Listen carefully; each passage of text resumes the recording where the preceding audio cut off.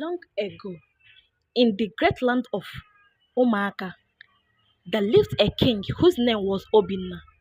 The just, he was loved by his people, respected by others, and feared by enemies.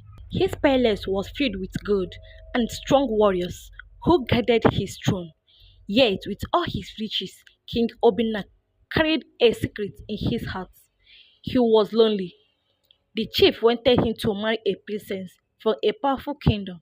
The elders wanted him to take a wife from a noble family, but the king's heart refused them all. For many nights, he walked alone in his palace garden, asked himself, will I ever find true love, or will I marry only to please others? One evening, something happened that changed everything. A young slave girl was brought into the palace. Her name was Amara, a girl of beauty. True, she wore fine clothes. Her eyes carried both pain and kindness, and her voice was soft like the evening breeze. She had been captured from a distant village during war, and now she worked in the palace, sweeping floors and carrying water. The king noticed her one morning.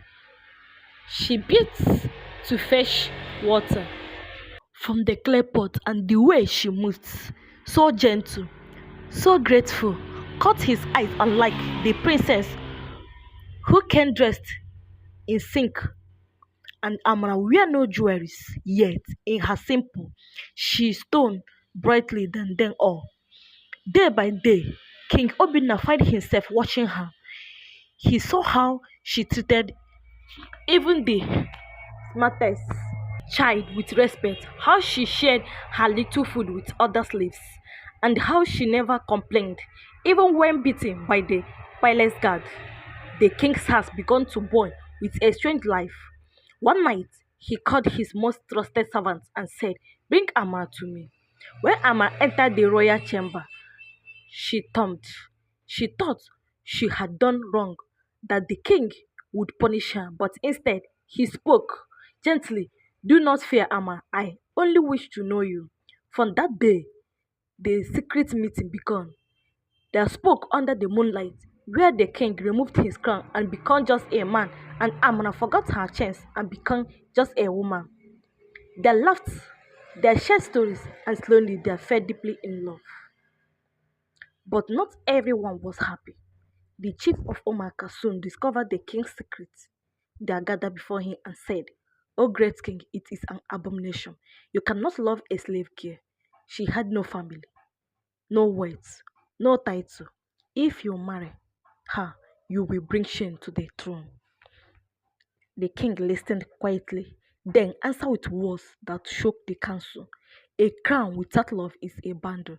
I will not marry a princess I do not love. My heart has chosen, and my heart cannot be forced. The chiefs were angry.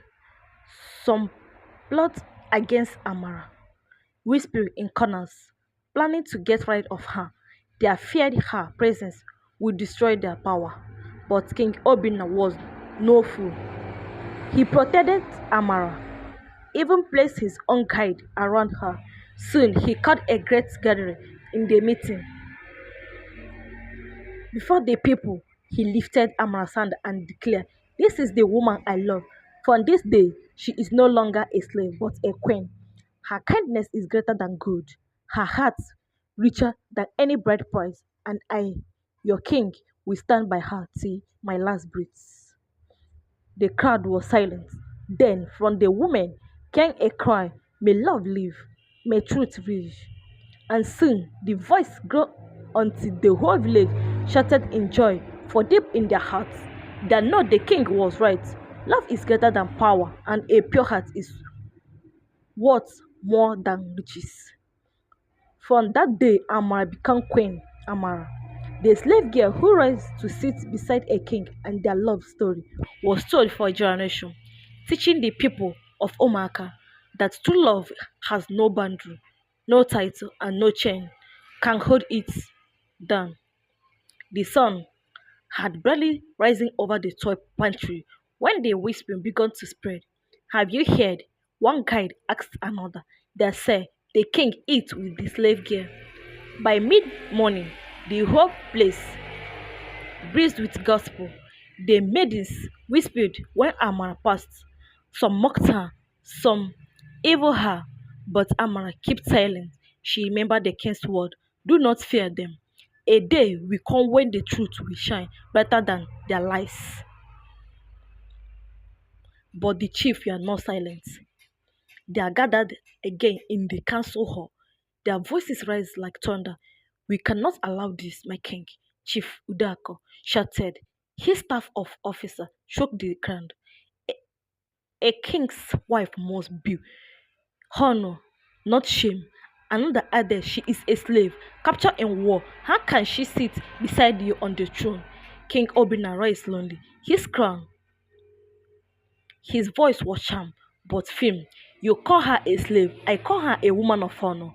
She has shown more kindness than many born into riches. If you think a crown is greater than the heart, then you do not understand what it means to rule. But behind their bows, the chiefs hide their acts. They began to plot in silence. One night, two of them set poison into Amara's food, but when the dish was brought before her, a cat leaped into the table and ate from the plate first. Dying instantly, Amara gasped, and the servant fell on her knees. In fear, the news reached the king at once. He ordered an investigation, but no one confessed. Yet he know the chiefs were behind it. Still, Amara begged him, my king, do not punish them. If you fight them with anger, they will never accept me. Let the gods fight for us. Her words touched him deeply. The test of her wordless came soon than anyone expected. One moonless night, the kingdom was attacked by rats from the east. They came like shadows, burning huts, seizing cattle, and taking children. The people cried out, and the drums of war thousands across Umuaka. King Obinna gathered his warriors and prepared for battle. But before he left, Amara came to him with courage in his eyes. Let me go with the woman to the river. We will hide the children and guide the weak. And so she went, not as a queen in jewelries, but as a mother to the land. She led the woman to the river bank, guiding them through the dark. When the riders came, taking, the women would be easily. Amara stood tall.